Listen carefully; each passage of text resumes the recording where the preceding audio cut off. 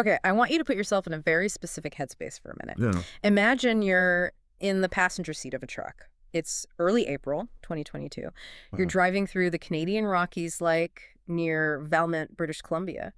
And the landscape is, it's not just pretty, it's aggressive. Yeah. Massive. Ancient. Totally. Just these huge snow-capped peaks everywhere. So you pull out your phone, maybe to grab a quick video for TikTok or whatever, and just standard road trip stuff. It's the kind of scenery that just makes you feel tiny. Yeah. And usually that video you take is just like a blur of trees and snow, nothing memorable. Exactly. But then you spot something. Way up on a distant peak. I mean, miles away, there's a shape. It's dark, standing upright against all that white snow, and it's vertical. It looks, too thick to be a tree, too distinct to be a rock. So instinct just kicks in. You zoom all the way in. Right, that grainy, maxed out digital zoom. And in that blurry mess, your brain just snaps to a conclusion. It looks like a person. Yeah. But then you do the math on the scale. At that distance, that person would have to be like hundreds of feet tall. And that specific moment, that cognitive snap where the brain tries to make sense of a blurry image and just lands on humanoid,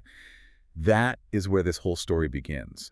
We are talking about a 19-second video that didn't just go viral. It mutated. It became this modern digital legend. It really did. It sparked this global treasure hunt, a massive conspiracy theory with, like, the CIA, mysterious disappearances. And sadly, it all ended in a very real, very human tragedy. Yeah. Today, we were doing a deep dive into the strange and haunting case of Andrew Dawson. If you were on TikTok in 2022, you almost certainly saw his handle, @AndyCap. And could miss it. But if you did, this story is a masterclass in how the internet creates, consumes, and ultimately destroys its own mysteries. It has everything. Giants, men in black, helicopters, and a tragic ending that nobody saw coming. It's a fascinating case study. It sits right at the intersection of, digital folklore, conspiracy culture, and the silent crisis of mental health. Oh.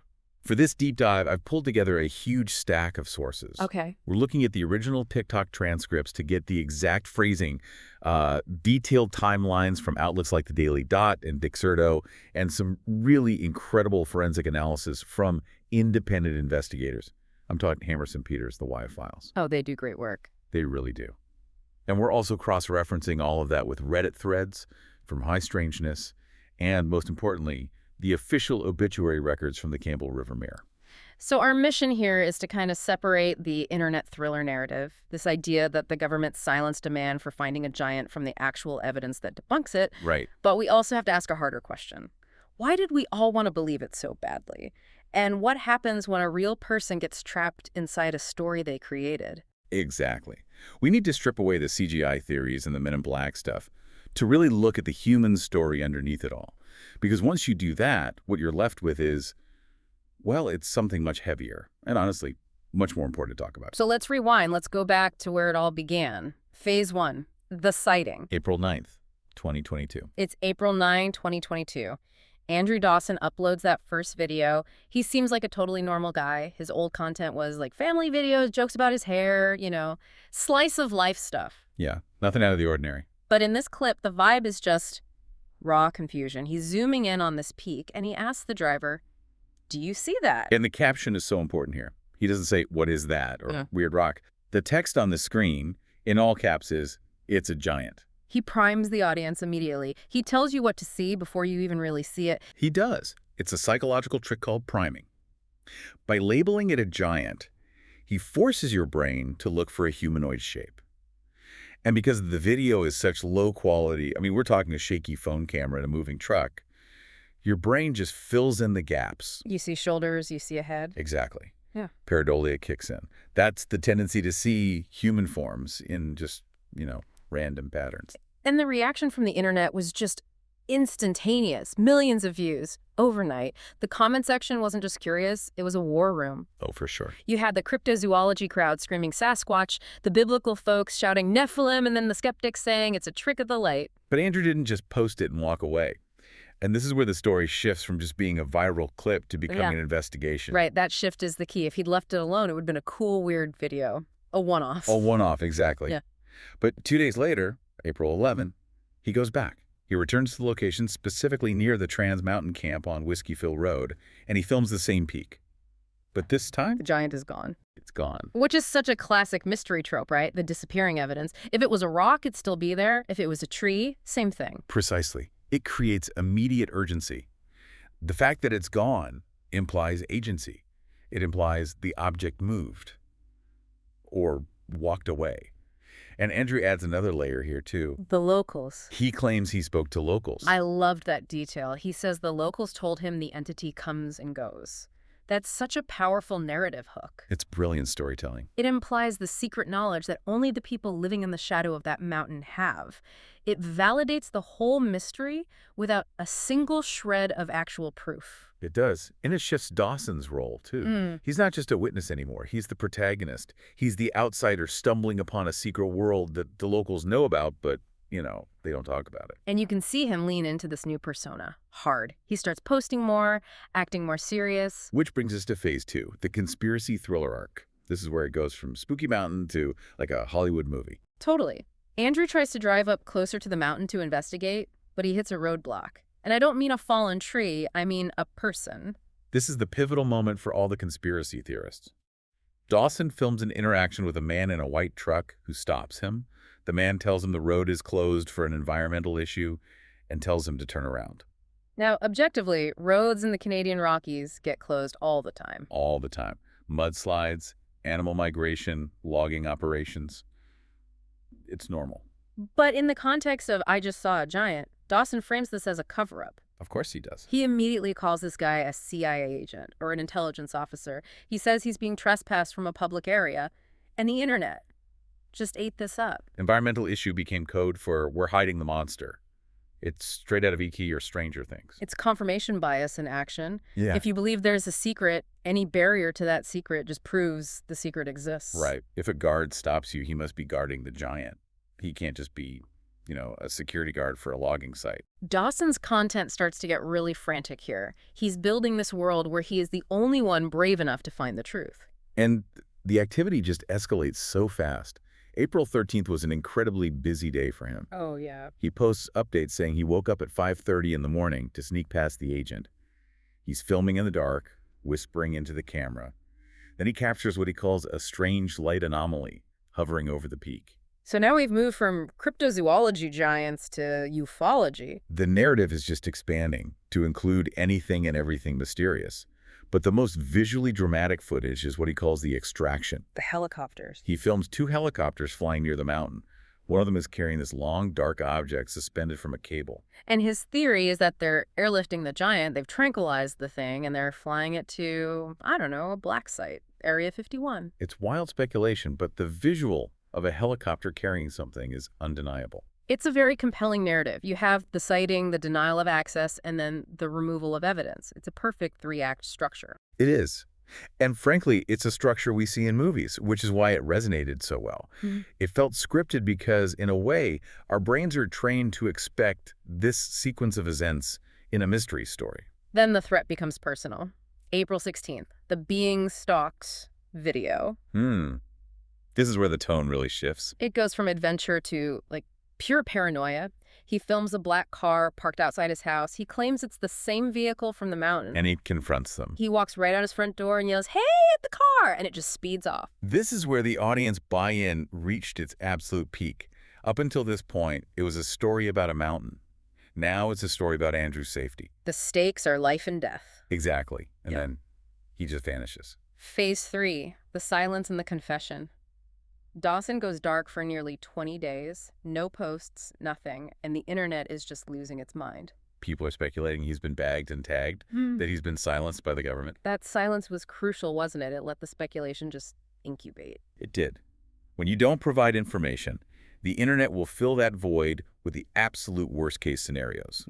So when he finally reappears on May 6th, the audience is primed for something incredibly dramatic.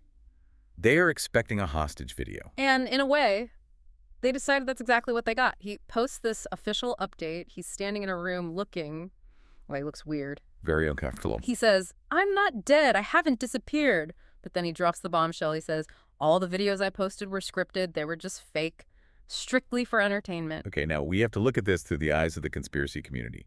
They analyzed this video frame by frame. And of course they did. Sources note that he looks terrified. His body language is so stiff, hands in his pockets. But the big tell for them, he keeps glancing off camera. To his left. The hostage eyes, the comment section was just flooded. Look at his eyes, he's looking at the gunman. Or, the CIA is holding cue cards. Nobody bought the confession. Not for a second.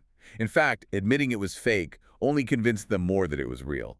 It's the paradox of the forced confession, isn't it?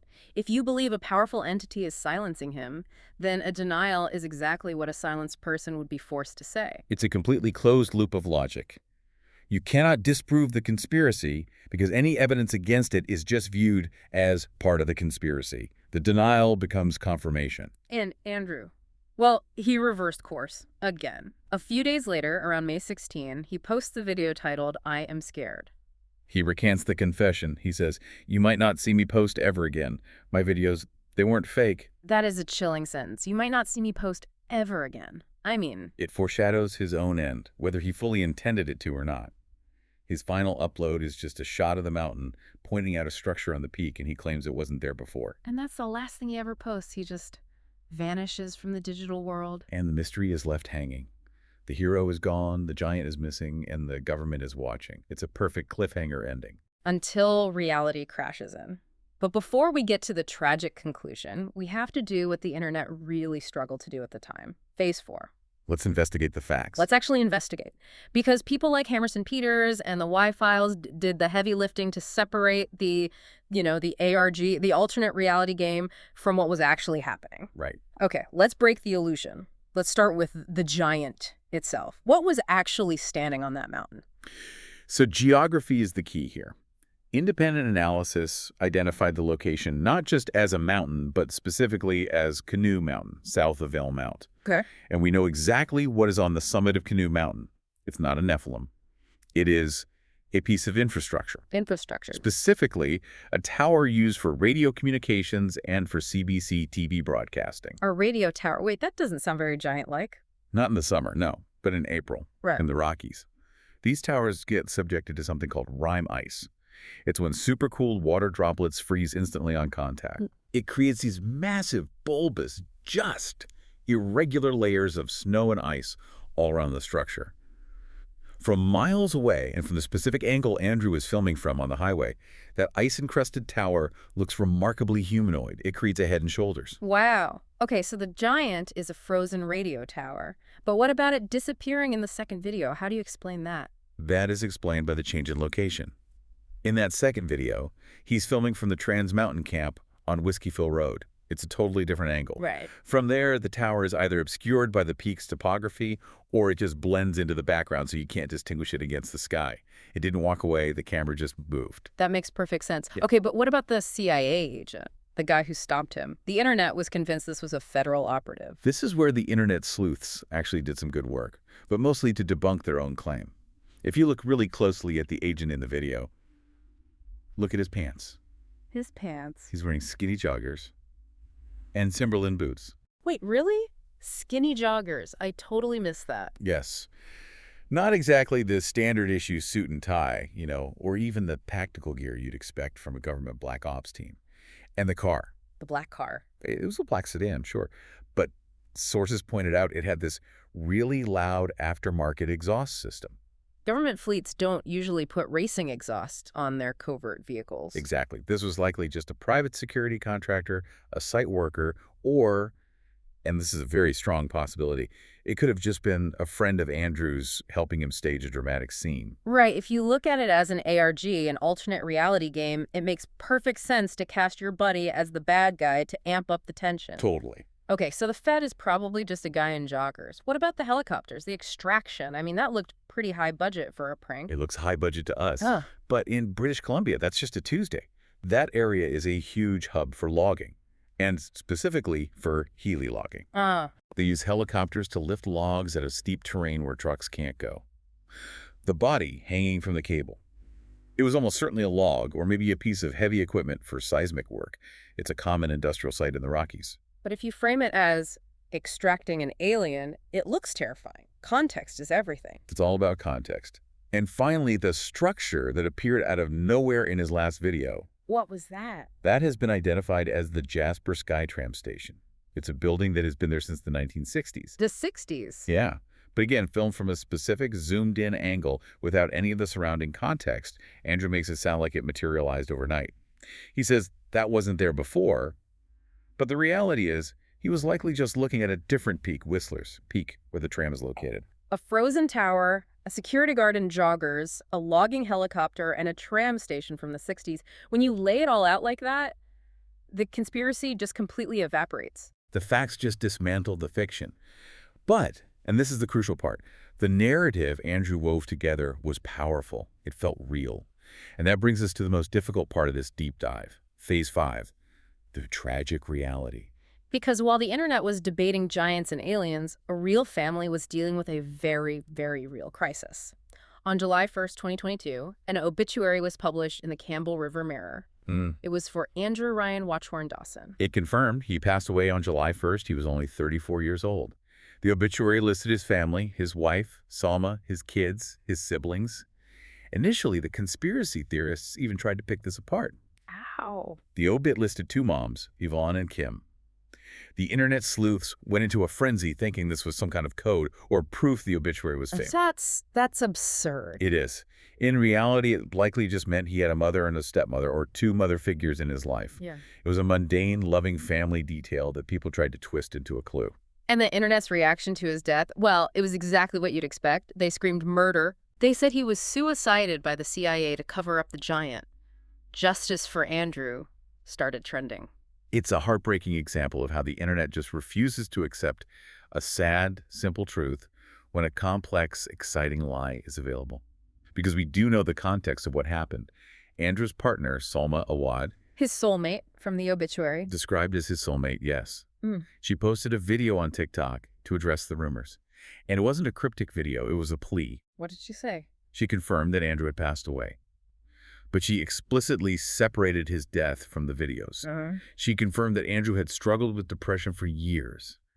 And she stated very clearly that the videos were fake. They were scripted entertainment, just like Andrew had said in his confession video. She said they had nothing to do with his death. That changes the entire lens on that confession video. It does. When he looked scared, when he was looking off camera, maybe he wasn't looking at a CIA agent. Maybe he was looking at a family member who was worried about him. Maybe he was just struggling with the pressure of the lie he had created. That's the most likely interpretation. I mean, imagine you start a prank.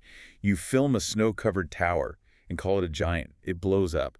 Millions of people are watching. You feel that dopamine hit, so you escalate it. You fake a CIA encounter. You film a helicopter. Right. But then it gets out of control. People are stalking you online now. They're demanding answers. And if you are already struggling with your mental health, that pressure could be, well, just overwhelming. And when he tried to stop it, when he posted that video saying, "It's fake, sorry guys," the internet rejected it. They told him he was being coerced. That must have been so incredibly isolating, to tell the truth and have absolutely nobody believe you. And then he reversed course again. I am scared.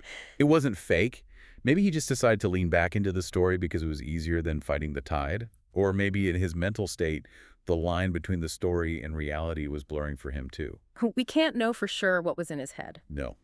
But the outcome, likely suicide or an overdose, as suggested by the discussions around his depression, is a tragedy of mental health, not national security. It's a really sobering thought.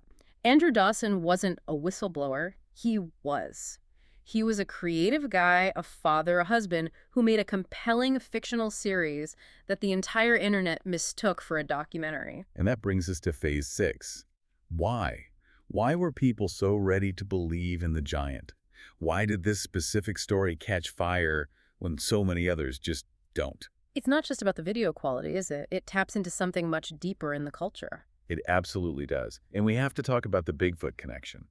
The YouTuber Hammerson Peters brings up this fascinating theory about the Hudson's Bay Company. Oh, right. That provides this historical bedrock for this kind of belief. This is the idea that there's a legacy of cover-ups in the Canadian wilderness going back, like, centuries. Right. For those who don't know, the Hudson's Bay Company, or HBC, effectively ruled huge parts of Canada for centuries as a fur trading monopoly. The theory goes that the HBC suppressed evidence of Sasquatch or wild men to protect their trade interests. How would a Sasquatch hurt the fur trade? The logic is a little shaky, but the idea is that if news got out that there were giant monsters roaming the woods, trappers wouldn't go out there. It would disrupt the workforce. There's even a legend about an 1894 photo of a Sasquatch that the HBC supposedly confiscated and hid in their archives. So Andrew's story just lands in soil that's already fertilized with these legends. The government is hiding giants in the Canadian mountains is a story people have been telling each other for 100 years. He just gave it a TikTok update. Exactly. He modernized the folklore. Instead of a trapper's journal, it's a TikTok video. Instead of the Hudson's Bay Company, it's the CIA. But the structure is identical. It's the appeal to the unknown. We want the world to be bigger and more mysterious than it is. We want there to be dragons on the map. And we saw that with the copycats, right? After Andrew, other accounts started popping up. Oh, absolutely. There was a user named James Goebel, for instance, who started posting about giant doors in the mountains. Shortly after Dawson went viral, he was clearly capitalizing on the trend. It became a genre. Mountain mysteries. Yeah. And the TikTok algorithm loves this stuff. Short, visual, context-free clips are perfect for spreading conspiracy. You don't have time to debunk it in 15 seconds. You only have time to be shocked. It's the perfect storm. A grainy video, a pre-existing myth, a platform designed for virality, and a creator who tragically couldn't turn off the machine he started. And the audience played a huge role, too. We have to acknowledge that. The Save Andrew Dawson movement, the people dissecting his eye movements, they thought they were helping. Right. They thought they were solving a crime. But in reality, they were potentially adding to the stress of a man who was already spiraling. That's the real cautionary tale here. We treat these creators like characters in a show. We forget that when the camera turns off, they have to live in that house. They have to deal with those comments. And when Andrew tried to exit the narrative, when he posted that official update saying it was fake, the audience effectively said, no, that doesn't fit the plot we want. Get back in character. That is a terrifying dynamic. So let's wrap this up. We've unpacked the sighting, the conspiracy, the debunking, and the tragedy. What's the final takeaway here for you? For me, it's about the danger of the rabbit hole. We love to say, I'm going down a rabbit hole like it's a fun hobby. But in this case, the rabbit hole ignored the human reality. The men in black weren't real. The helicopter wasn't carrying a giant. But the personal demons Andrew was fighting, those were the only real monsters in this story. And sadly, those are the monsters we ignored because they weren't as exciting as a giant on a mountain. Precisely. We looked right past the cry for help because we were too busy looking for a conspiracy. It really makes you think about what we project onto the screens in our hands. When we watch a 15-second clip, we aren't seeing the full picture. We're seeing a performance. And sometimes the line between performance and reality is blurry for the person holding the camera, too. It raises an uncomfortable question for all of us. If Andrew Dawson had never posted that first video, would he still be here? Or did the viral fame just accelerate a tragedy that was already in motion? We'll never know. But it certainly reminds us that there's a human cost to our entertainment. A heavy but necessary lesson. Andrew Dawson was a father, a husband, and a creative spirit. He wasn't a victim of the CIA. He was a victim of an illness that affects millions. And maybe the best way to honor him isn't to demand disclosure about a radio tower, but to have a little more compassion for the people behind the pixels. Well said. That's it for this deep dive. Take care of yourselves and maybe check in on your friends today. We'll see you next time.